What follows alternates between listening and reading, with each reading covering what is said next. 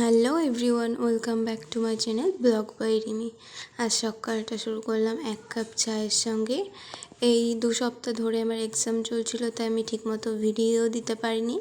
এবার থেকে রোজই ভিডিও আসবে। তারপরে পড়ানো ছিল, আমি পড়িয়ে নিচ্ছিলাম। আর আজ মা বাড়িতে ছিল না, তার জন্য বাড়ির সব কাজই আমাকেই করতে হচ্ছিলো। এদিকে ঘরবাড়ি ঝাড় দিয়ে নিয়েছি, তারপরে রান্না চাপিয়ে দিলাম।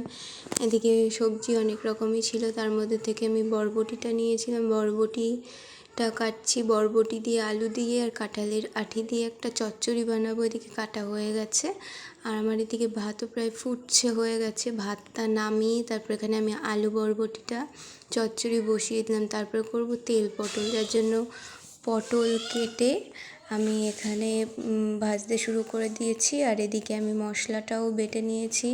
এদিকে আমার তেল পটলটা প্রায় হয়ে গেছে। তারপরে মাছ ছিল, মাছগুলো আমি ভেজে নেব। এদিকে মশলাটা করে নিয়েছি। তারপরে শুকনো লঙ্কা, তেজপাতা, জিরে ফোড়ন দিয়ে বেটে রাখা মশলাটা দিয়ে দিয়েছি। এটা ফুটছে, ঝোলটা ফুটছে, তখন ওর মধ্যে আমি মাছগুলো দিয়ে দেবো।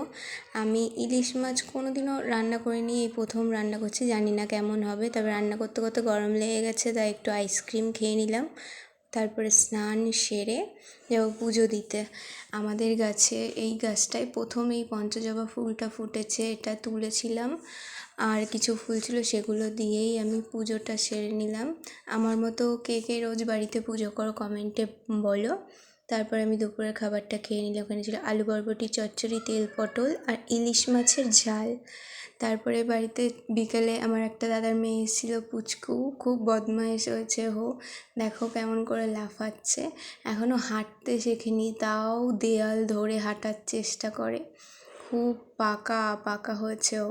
তারপরে সন্ধ্যাবেলা আমাদের একটা প্ল্যান ছিল যে চাউমিন খাবে, হুট করে প্ল্যানটা হলো, তাই আমি ওইদিকে সব কেটে নিয়েছিলাম। চাউমিনটা সেদ্ধ বসিয়ে দিয়েছি। চাউমিনের জন্য ডিমটা আলাদা করে এখানে ভেজে নিয়েছি। তারপর এখানে চাউমিনটা হচ্ছে।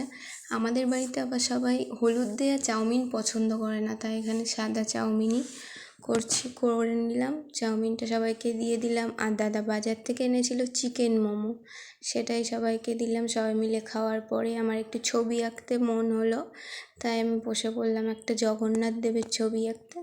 ছবি আমি আঁকতে পারি না, তাও কিছুদিন মন করলে আঁকি, ওই যা একটু আঁকতে পারি। ছবিটা কেমন হয়েছে বলো, আজকের মতো এটুকুই।